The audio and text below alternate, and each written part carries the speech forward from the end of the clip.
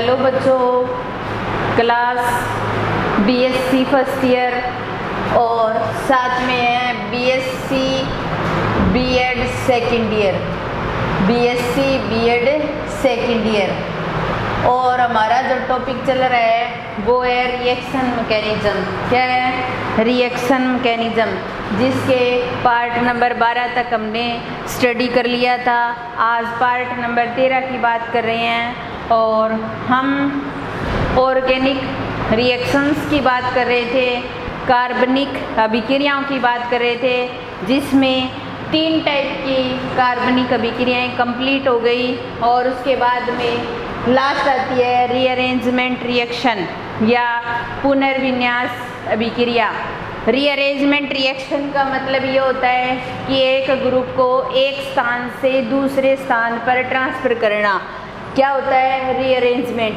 जैसे हमारे पास CH3, CH2, CH2 या CH3, क्या है ये? हमारे पास ब्यूटेन है, 4 कार्बन की श्रृंखला है। हम इसका क्या करवा रहे हैं? रीअरेंजमेंट करवा रहे हैं। क्या करवा रहे हैं? रीअरेंजमेंट करवा रहे हैं। और रीअरेंजमेंट करवा करके हम इस कार्बन की श्रृंखला को 4 कार्बन की बजाय 3 कार्बन की श्रृंखला में डिवाइड कर देते हैं। ब्यूटेन से क्या बन जाएगा? आइसोब्यूटेन। क्या बन जाएगा? आइसोब्यूटेन। हमने ब्यूटेन से क्या बना दिया? आइसोब्यूटेन बना दिया। तो इस रिएक्शन को क्या बोला जाएगा? रीअरेंजमेंट। हमने क्या किया? एक ग्रुप को एक स्थान से दूसरे स्थान पर ट्रांसफ़र कर दिया। अब देखिए, ये एक समावेवियों को भी शो करती है रिएक्शन, इसलिए इस रिएक्शन को समावेवीकरण की अभिक्रिया भी कह सकते हैं। और साथ में हम क्या करते हैं? कार्बन की श्रृंखला भी चेंज हो जाती है और कई बार क्या होता है? कंपाउंड भी चेंज हो जाता है पुनर्विन्यास अभिक्रिया या रीअरेंजमेंट रिएक्शन करवाने पर। जैसे हमारे पास NH4CnO और इसको बोलेंगे अमोनियम साइनेट। क्या बोलेंगे? Ammonium cyanate. और इस अमोनियम साइनेट को रीअरेंजमेंट के रूप में शो करेंगे तो ये C double bond O NH2 में चेंज हो जाएगा और जिसको क्या नाम दे देंगे? यूरिया। हमने क्या करवाया है? रीअरेंजमेंट। क्या करवाया है? रीअरेंजमेंट। तो रीअरेंजमेंट करवा करके हमने क्या किया? अमोनियम साइनेट से क्या बना दिया? यूरिया बना दिया। तो इस तरीके से हम इसकी कोई स्पेशल रिएक्शन नहीं करते हैं। पुनर्विन्यास रिएक्शन कोई स्पेशल रिएक्शन नहीं होती। जैसे हम कोई रिएक्शन करवा रहे हैं और उस रिएक्शन के दौरान हमें कहीं कोई ग्रुप को एक स्थान से दूसरे स्थान पर भेजना होता है तो हम इस रिएक्शन की सहायता लेते हैं। और ऑर्गेनिक केमिस्ट्री में बहुत सारी रिएक्शन ऐसी होती हैं जहाँ पर इस रिएक्शन की हेल्प ली जाती है, क्योंकि बहुत सारे ग्रुप को इधर से इधर ट्रांसफ़र करना होता है तो हम इस रिएक्शन की सहायता लेते हैं। तो इसके साथ ही हमारी जो ऑर्गेनिक रिएक्शंस हैं वो कंप्लीट हो जाती हैं। कार्बनिक अभिक्रियाओं के जो 4 टाइप हैं वो कंप्लीट हो गए। अब हमारा नया टॉपिक आता है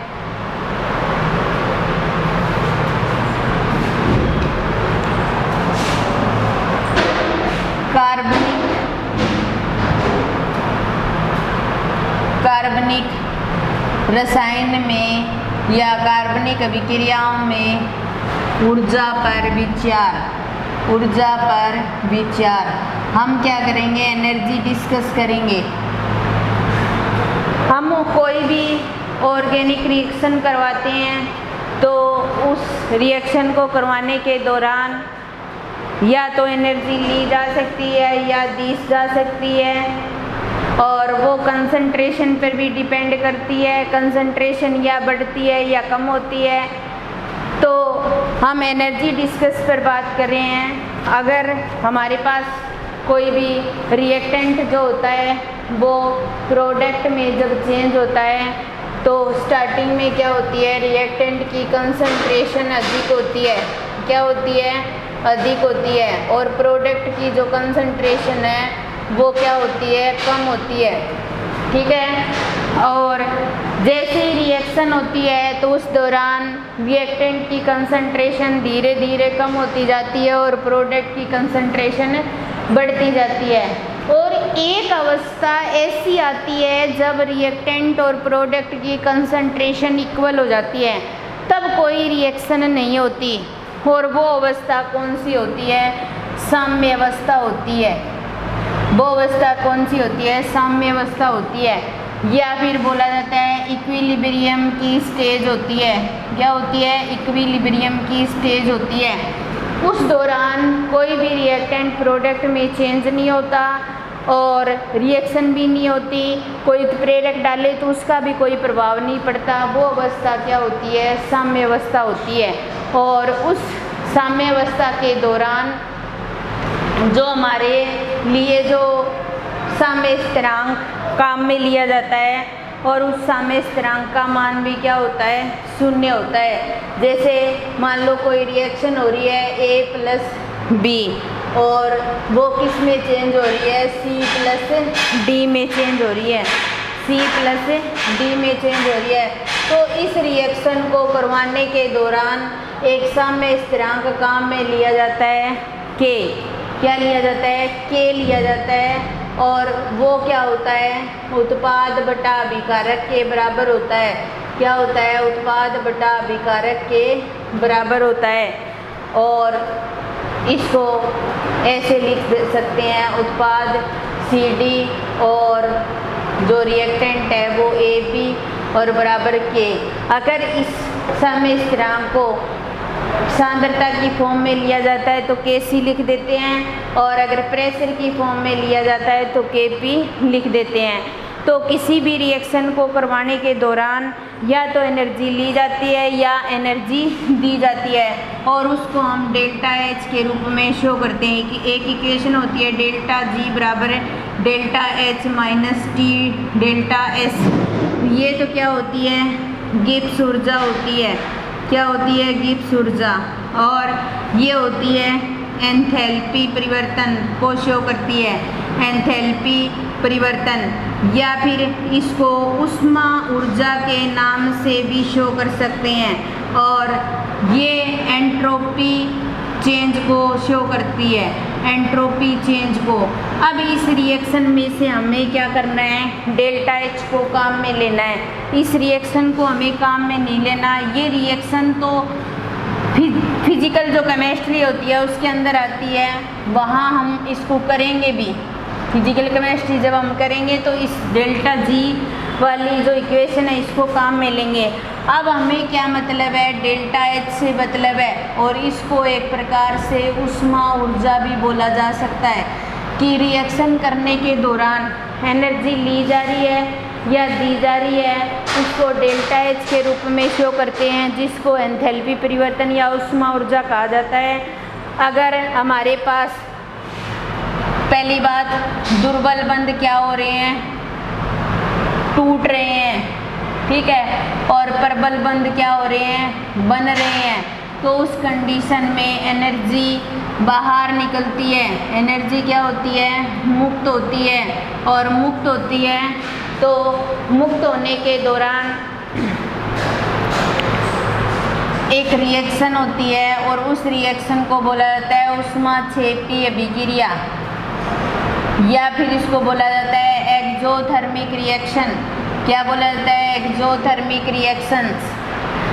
ऊष्माक्षेपी अभिक्रिया वे अभिक्रियाएं होती हैं जिनमें रिएक्शन करवाने के दौरान एनर्जी बाहर निकलती है। रिएक्शन करवाने के दौरान एनर्जी बाहर निकलती है, वो होती है एक्सोथर्मिक रिएक्शन या ऊष्माक्षेपी अभिक्रिया।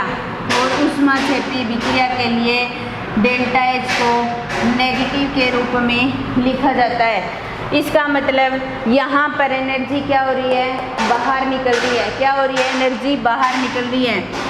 इसको एक ग्राफ या एनर्जी प्रोफाइल डायग्राम के रूप में भी शो करते हैं अपने। जब कोई भी रिएक्शन एक स्टेप में कंप्लीट होती है तो उसको एक एनर्जी प्रोफाइल डायग्राम के रूप में शो किया जाता है। यहाँ पर स्थितिज ऊर्जा लिख दिया। और यहाँ पर क्या होते हैं, अभिक्रिया निर्देशांक होते हैं। क्या होते हैं, अभिक्रिया निर्देशांक होते हैं। और यहाँ पर क्या काम में लिया जाता है, अभिकारक काम में लिए जाते हैं। और यहाँ पर क्या लिए जाते हैं, उत्पाद। और यहाँ से यहाँ तक की जो एनर्जी होती है उसको ये या फिर क्या बोला जाता है, स्क्रियण ऊर्जा बोला जाता है। क्या बोला जाता है, स्क्रियण ऊर्जा। और ये ट्रांजिशन स्टेट को शो करती है। और इसके बीच का जो अंतर होता है वो क्या होता है, डेल्टा एच होता है। और ये ऊष्माक्षेपी विक्रिया, इसलिए इसके लिए डेल्टा एच का मान क्या होता है, नेगेटिव होता है। तो इस रिएक्शन को जब एक स्टेप में रिएक्शन कंप्लीट होती है, अगर एक स्टेप में कोई रिएक्शन कंप्लीट हो रही है तो उसमें एक ही ट्रांजिशन स्टेट बनेगी। एक से ज़्यादा स्टेप में हो रही है तो एक से ज़्यादा ट्रांजिशन स्टेट बनेगी। लेकिन इंटरमीडिएट, दो ट्रांजिशन स्टेट के बीच में एक इंटरमीडिएट बनता है। ये देखिए, अब स्थितिज ऊर्जा और अभिक्रिया निर्देशांक के रूप में हमने एनर्जी प्रोफाइल डायग्राम को बनाया। तो एनर्जी प्रोफाइल डायग्राम बनाने के दौरान हमारे पास ये डायग्राम आया। और दूसरा, अगर इसके दूसरा पॉइंट हम ये कह सकते हैं कि अगर प्रबल बंध टूटते हैं और तो दुर्बल बंध बनेंगे, और दुर्बल बंध बनेंगे तो उस दौरान ऊष्मा की ज़रूरत पड़ेगी। यानी कि प्रबल बंध टूटेंगे और दुर्बल बंध बनेंगे तो ऊष्मा देनी पड़ेगी। और इसलिए इस विक्रिया को क्या बोला जाएगा, ऊष्मा शोषी विक्रिया, या फिर बोल सकते हैं एंडोथर्मिक रिएक्शन। क्या बोल सकते हैं, एंडोथर्मिक रिएक्शन। यानी कि ऊष्मा शोषी विक्रिया वे विक्रियाएं जिसमें विक्रिया करने के दौरान एनर्जी देनी पड़ती है, वो क्या होती है, एंडोथर्मिक रिएक्शन होती है। अब देखिए, साधारण सी बात ये है कि एक्सोथर्मिक कौन सी होती है और एंडोथर्मिक रिएक्शंस कौन सी होती है, हम पहचान सकते हैं। कोई रिएक्शन हम करवा रहे हैं, करवाने के दौरान टेस्ट ट्यूब गर्म हो जाती है या फिर पात्र गर्म हो जाता है, तो इसका मतलब एनर्जी क्या हो रही है, बाहर निकल रही है। और बाहर निकल रही है तो हम कह सकते हैं वो क्या है, ऊष्माक्षेपी विक्रिया है। और एक ऐसी रिएक्शन जो करवा रहे हैं, हो नहीं रही है लेकिन टेम्परेचर देना पड़ रहा है, उसको गर्म करना पड़ रहा है, तब वो पदार्थ उसमें विलय हो रहा है और रिएक्शन हो रही है, तो हम कह सकते हैं टेम्परेचर दे रहे हैं, इसका मतलब क्या हो रहा है, एनर्जी दे रहे हैं हम। ठीक है, तो वो रिएक्शन कौन सी होती है, ऊष्मा शोषी अभिक्रिया, पहचान भी कर सकते हैं हम।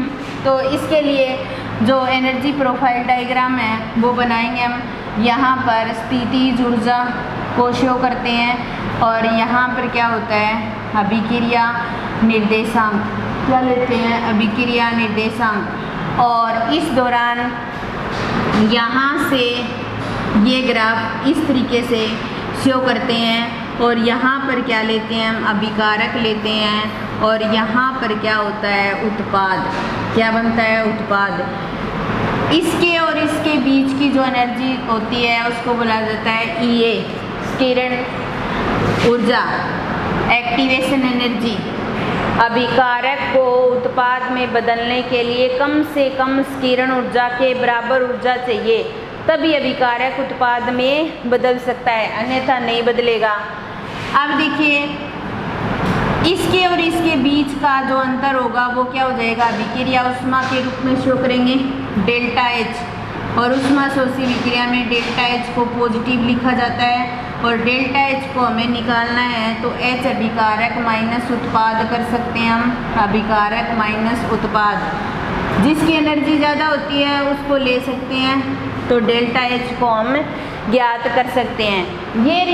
ये एनर्जी प्रोफाइल डायग्राम जो थे वो इस प्रकार के थे कि अगर रिएक्शन एक ही स्टेप में कंप्लीट हो रही है तो इस तरीके से हम एनर्जी प्रोफाइल डायग्राम के रूप में इनको शो कर सकते हैं, जिसमें एक्सोथर्मिक और एंडोथर्मिक था। एक्सोथर्मिक जिसमें एनर्जी बाहर निकलती है और एंडोथर्मिक जिसके अंदर एनर्जी देनी पड़ती है। एक्सोथर्मिक में डेल्टा H को नेगेटिव में शो किया जाता है और एंडोथर्मिक में डेल्टा H को पॉजिटिव के रूप में शो किया जा सकता है। तो ये तो अगर कोई रिएक्शन 1 स्टेप में कंप्लीट हो रही है तो उसके लिए एनर्जी प्रोफाइल डायग्राम थे। मान लो हमारे पास ऐसी रिएक्शन है जो 1 से अधिक स्टेप में कंप्लीट हो रही है।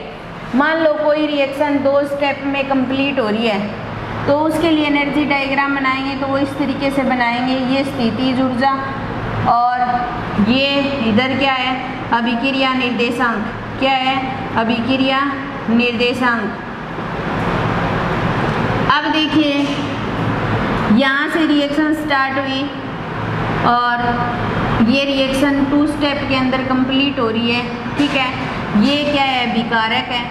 ठीक है, और यहाँ पर क्या बन रहे हैं? उत्पाद बन रहे हैं। लेकिन ये ट्रांजिशन स्टेट को शो कर रही हैं तो यहाँ पर ट्रांजिशन स्टेट फर्स्ट और ट्रांजिशन स्टेट सेकंड बन रहे हैं। लेकिन ये जो चीज़ है वो किसको शो करेगा? इंटरमीडिएट को, मध्यवर्ती को। तो कोई भी रिएक्शन अगर 2 स्टेप में कंप्लीट होती है तो उसके अंदर 2 ट्रांजिशन स्टेट बनती हैं, लेकिन इंटरमीडिएट एक ही बनेगा। इंटरमीडिएट जो होता है वो हमेशा ही 2 ट्रांजिशन स्टेट के मध्य एक ही बनता है। तो ये मध्यवर्ती को शो कर रहा है। यहाँ पर जो ये होगी E1 फर्स्ट और ये क्या हो जाएगी? E2। इसकी ट्रांजिशन स्टेट फर्स्ट की जो ऊर्जा होती है वो ज़्यादा होती है, ट्रांजिशन स्टेट सेकंड की ऊर्जा क्या हो जाती है? कम हो जाती है। और धीरे धीरे क्या होता है, जैसे और ज़्यादा स्टेप में रिएक्शन होगी तो एनर्जी और कम होती जाएगी। तो इस तरीके से हमने ऑर्गेनिक रिएक्शन के अंदर एनर्जी डिस्कस को करते हैं, जहाँ पर अभिक्रिया उष्मा के रूप में डेल्टा एच को काम में लेते हैं और रिएक्शंस को भी करते हैं। 2 टाइप की रिएक्शन, उष्मा छेपी और उष्मा शोषी। इसके अंदर एक में ऊर्जा दी जाती है, एक में ऊर्जा ली जाती है। ठीक है, और अगर कोई रिएक्शन 2 से ज़्यादा स्टेप में कंप्लीट होती है तो उसके अंदर 2 ट्रांजिशन स्टेट, एक इंटरमीडिएट बनता है। तो ये टॉपिक जो था हमारा एनर्जी डिस्कस से संबंधित था, कंप्लीट हो गया। उसके बाद में रिएक्शन मैकेनिज्म के अंदर 3 टॉपिक ऐसे आते हैं जहाँ से एक टॉपिक हमेशा पेपर में आता है। 3 टॉपिक ऐसे हैं, एक तो है कार्बीन, जिसको आप फर्स्ट टाइम पढ़ोगे। एक है नाइट्रीन, एक है एराइन। इनके और भी नाम हैं, वो हम टॉपिक वाइज डिस्कस कर लेंगे। हमारे अब 3 टॉपिक है, कार्बीन, नाइट्रीन और एराइन, इसी चैप्टर से संबंधित, इसी चैप्टर के अंदर है। इन तीनों में से एक निश्चित रूप से हर बार पेपर में आता है, और वो भी कैसे पूछा जाता है? शॉर्ट नोट पूछा जाता है। इस पर टिप्पणी पूछी जाती है कि कार्बन पे टिप्पणी लिखो। तो कार्बन क्या होती है, उसका नामकरण क्या होता है, या कितने प्रकार की होती है, या उसको बनाते कैसे हैं, ये सारी चीज़ें आपको करनी होगी। वहाँ स्पेशल आपसे ये नहीं पूछा जाएगा कि कार्बन की बनाने की विधि बताइए या कुछ और बताइए या उसके टाइप बताइए। आपसे सीधा ही पूछ लिया जाएगा कि कार्बन से आप क्या समझते हैं, समझाइए। तो ये मैं जो करवाऊँगी वो आपको पूरा करना पड़ेगा। या फिर पूछा जाएगा, शॉर्ट नोट पूछा जाएगा, टिप्पणी पूछी जाएगी कि कार्बन पे टिप्पणी लिखिए, नाइट्रीन पे टिप्पणी लिखिए, एराइन पर टिप्पणी लिखिए। ये तीनों टॉपिक आपके लिए नए हैं। बीएससी फर्स्ट ईयर के बच्चों के लिए तो नए हैं ही, क्योंकि वो 12th क्लास से बीएससी फर्स्ट ईयर में आए हैं, और बीएससी बीएड सेकेंड ईयर के बच्चों के लिए और भी ज़्यादा नया है, क्योंकि उन्होंने बीएससी फर्स्ट ईयर में ऑर्गेनिक केमिस्ट्री नहीं पढ़ी। और अब ध्यान से शुरुआती दौर है, अभी पढ़ना शुरू करोगे तो कोई दिक्कत नहीं आएगी। ठीक है, अब हमारा जो टॉपिक आता है वो क्या है? कार्बन है। क्या है? कार्बन। अब देखो, कार्बन में सबसे पहला छोटे से छोटा समूह जो होता है वो CH2 होता है, या फिर मैथिलीन मान सकते हैं। मैथिलीन जो होता है वो कार्बन के रूप में शो करते हैं इसको। अब देखिए, इसके अंदर इस कार्बन के पास 2 सहसंयोजक बंध बने हुए हैं हाइड्रोजन के, और 2 क्या है? इलेक्ट्रॉन है। तो कार्बन क्या करता है, 2 सहसंयोजी बंध बनाए हुए होता है और 2 उसके पास इलेक्ट्रॉन प्रेजेंट होते हैं, या फिर अपने कह सकते हैं कि एक lone pair of electron present होता है। तो कार्बन के पास टोटल कितने इलेक्ट्रॉन हो गए, एक बॉन्ड बनाने के लिए 2 चाहिए, 2 4 और 6 इलेक्ट्रॉन है इसके पास में। और एल्कीन के पास भी 6 होता है, और एल्कीन वाले कार्बन के पास भी 6 इलेक्ट्रॉन होते हैं, और उसका संकरण क्या होता है, sp2 होता है। तो इस कार्बन का संकरण भी क्या हो जाएगा, sp2 हो जाएगा। अब देखिए नामकरण इसको लिखते कैसे हैं। अब देखिए यहाँ पर हमारे पास कार्बन की हम बात करें तो C6H5 CH और ये आ गया, ठीक है। एक बंध तो C6H5 के साथ बनाया हुआ, एक हाइड्रोजन के साथ 2 इलेक्ट्रॉन है, और C6H5 को क्या बोला जाता है, फेनिल, और ये क्या हो जाएगा, कार्बिन। नाम के पीछे क्या लगा देंगे, कार्बिन, तो क्या बन जाएगा, फेनिल कार्बिन। अब देखिए CCl2 ये लगा दिया, तो ये क्या है, कार्बन के साथ एक Cl यहाँ जुड़ा हुआ है, एक Cl यहाँ, और 2 इसके पास इलेक्ट्रॉन है। तो इसको क्या लिखेंगे, डाइक्लोरोकार्बिन। क्या बोलेंगे, डाइक्लोरोकार्बिन, ठीक है। CH3 C double bond O C6H5 C double bond O CH, ये है, ये ग्रुप एसाइल ग्रुप है तो एसिल हो जाएगा ये। और कार्बन ने एक बंध तो यहाँ बनाया, एक हाइड्रोजन के साथ 2 इलेक्ट्रॉन प्रेजेंट है, तो एसिल कार्बिन हो जाएगा। क्या हो जाएगा, एसिल कार्बिन हो जाएगा। तो इस तरीके से जो कार्बिन है वो क्या करता है, एक अस्थायी व्युत्पन्न के रूप में प्राप्त होता है, में मेथिलीन समूह के रूप में इसको ले सकते हैं। और जो 2 सहसंयोजी बंध बनाए होता है और 2 उसके पास में इलेक्ट्रॉन प्रेजेंट होते हैं। और कार्बिन जो होता है उसको C6H5CH के रूप में लिखेंगे तो फेनिल कार्बिन, CCl2 के फॉर्म में लिखेंगे तो डाइक्लोरोकार्बिन, और C6H5CO के रूप में लिखेंगे तो एसिल कार्बिन हो जाएगा। तो इस तरीके से ये तो क्या था, कार्बिन की जनरल बातें थी। अब हम बात करते हैं कार्बिन के प्रकार। किसकी बात करेंगे, कार्बिन के प्रकार की, कार्बिन के प्रकार। और कार्बिन के जो प्रकार हैं वो कितने हैं, 2। एक तो हो जाएगा सिंगलेट कार्बिन, क्या हो जाएगा, सिंगलेट कार्बिन, ठीक है। हिंदी में भी सिंगलेट लिखते हैं और इंग्लिश में भी सिंगलेट लिखते हैं। सिंगलेट कार्बिन, इसके अंदर क्या होता है, ये कार्बन, इसके 2 बंध बने हुए हैं, हाइड्रोजन के साथ बना हो या किसी के साथ, और जो दोनों इलेक्ट्रॉन जो हैं वो एक ही कक्षक में प्रेजेंट हो, या फिर हम इसको ऐसे भी शो कर सकते हैं H और ये H इधर जुड़ा हुआ है। तो कार्बिन के दोनों इलेक्ट्रॉन एक ही कक्षक में प्रेजेंट हो तो वो क्या होता है, सिंगलेट कार्बिन होता है। और जो इलेक्ट्रॉन अगर एक ही ऑर्बिटल में प्रेजेंट ना हो करके अलग अलग में हो, ठीक है, तो इसको क्या बोलेंगे, ट्रिपलेट कार्बिन। क्या बोलेंगे, ट्रिपलेट कार्बिन। तो इस तरीके से कार्बिन जो होती है वो 2 प्रकार की होती है। एक तो होती है सिंगलेट कार्बिन, जब इलेक्ट्रॉन एक ही ऑर्बिटल के अंदर प्रेजेंट हो, दोनों के दोनों, ठीक है।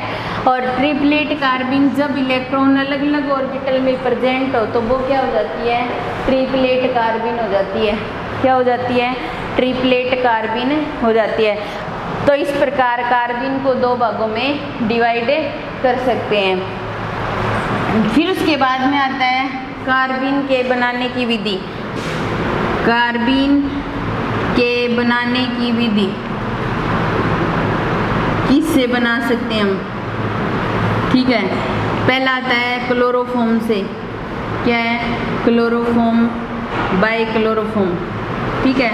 क्लोरोफॉर्म से, क्लोरोफॉर्म को कैसे लिखते हैं, CHCl3 से लिखते हैं, ठीक है। इसका क्या करवाएंगे, विलोपन करवाएंगे, और विलोपन करवाते हैं तो अपने एल्कोहलिक OH के साथ में अभिक्रिया करवाते हैं। विलोपन अभिक्रिया करके आए हम, जिसके अंदर अल्फा कार्बन से हैलोजन और बीटा कार्बन से क्या निकलता है, हाइड्रोजन निकलता है, ठीक है। तो KOH के साथ में अभिक्रिया करवाएंगे और इसका जो विलोपन होगा वो कौन सा होगा, अल्फा विलोपन होगा।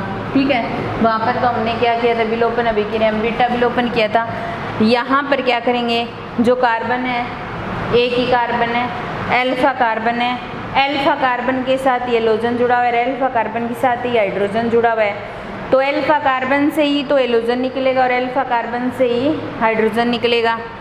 और अब देखिए ये हाइड्रोजन निकल गया, एक हैलोजन निकल गया।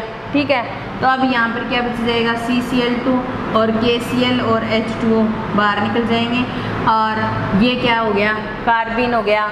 और इसको क्या नाम देंगे, डाइक्लोरोकार्बिन। क्या नाम दे देंगे, डाइक्लोरोकार्बिन। तो अपने विलोपन करवा करके या विघटन करवा करके हम कार्बिन को बना सकते हैं। तो क्लोरोफॉर्म का अल्फा विलोपन करवाया है, एक ही कार्बन है अल्फा, उसी के साथ तो हैलोजन जुड़ा हुआ है, उसी के साथ हाइड्रोजन जुड़ा हुआ है। विलोपन एल्कोहलिक OH की प्रेजेंस में करवाया जाता है और इससे एक हाइड्रोजन और एक हैलोजन बाहर निकल जाएगा और हमें डाइक्लोरोकार्बिन प्राप्त हो जाएगी। फिर उसके बाद में आता है कीटीन से। क्या है, कीटीन से। आपने आज तक कीटोन पढ़ा था, कीटीन नहीं पढ़ा। तो कीटोन और कीटीन में फ़र्क होता है, CH3 C double bond O और CH3, ये तो क्या होता है, कीटोन। और जो कीटीन होता है वो होता है CH2 double bond C double bond O, यानी कि एक साथ दो डबल बॉन्ड होते हैं, वो क्या होता है, कीटीन होता है। तो हम कीटीन से बनाएंगे, इसका नाम क्या हो गया, कीटीन हो गया। और कीटीन का क्या करवाएंगे, विघटन करवाएंगे। विघटन करवाएंगे तो ये CH2 अलग हो जाएगा और ये CO अलग हो जाएगा और इसको किस फॉर्म में रख सकते हैं, कार्बिन की फॉर्म में, यानी कि कार्बिन बन जाएगा।